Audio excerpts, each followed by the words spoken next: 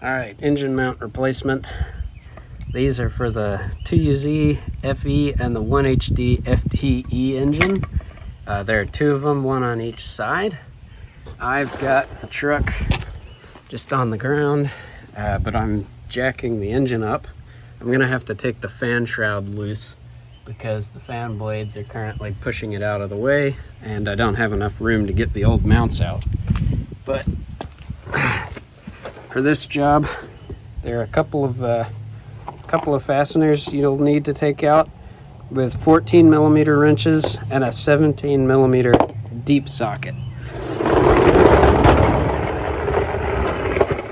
The transmission mount bolts up to the transmission right underneath this cross member here, and there are two captive bolts, studs in the transmission mount that those 17mm nuts go onto, so you just zip those off. Then you get a floor jack or a bottle jack or something, and the way I'm doing it is jacking up at the bell housing with a nice big old cheater block. But this is the engine mount here, and immediately, if you know what's up, you can tell what's wrong. That is completely gone. It's no longer even attached to the engine. So I've been driving my truck around with absolutely zero dampening for the engine. So replacing this is going to improve my ride quality significantly. All right, with the fan shroud removed, I'm able to get enough space to then pull out that half of the engine mount. That is not good at all. Basically what's happened is it's disconnected from that top piece. So it was just vibrating. The top piece is still up in there. There's a nut on the other side that I have to take loose. I'm pretty sure it's going to be a 17 based on the size of those threads.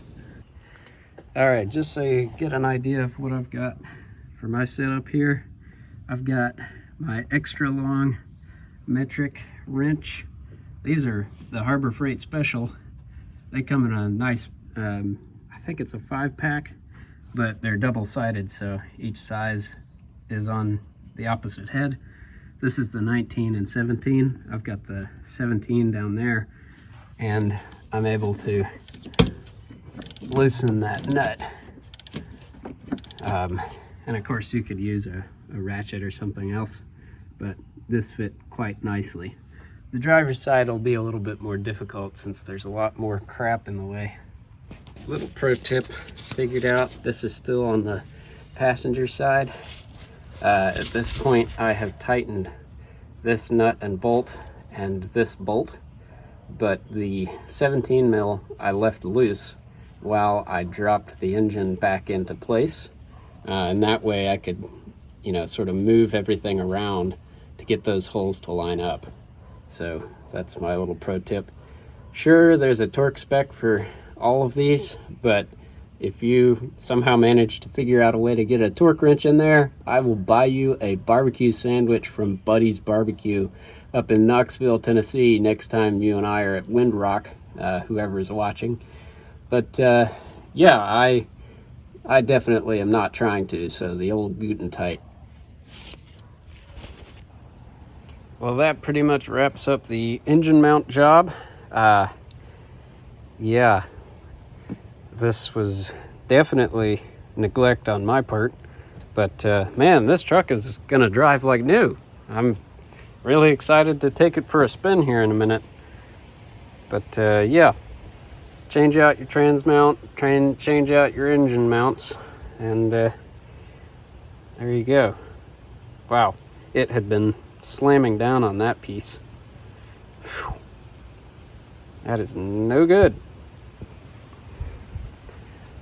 Getting her ready slowly but surely for Cruisers on the Rockies this July. Pretty excited about that event. I just finished the fridge mount here, That's a 200 series Land Cruiser tie-down point from Lee Sumner. Pretty neat.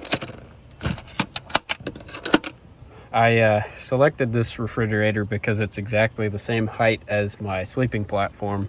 That way I can fit 2 people there. There you go.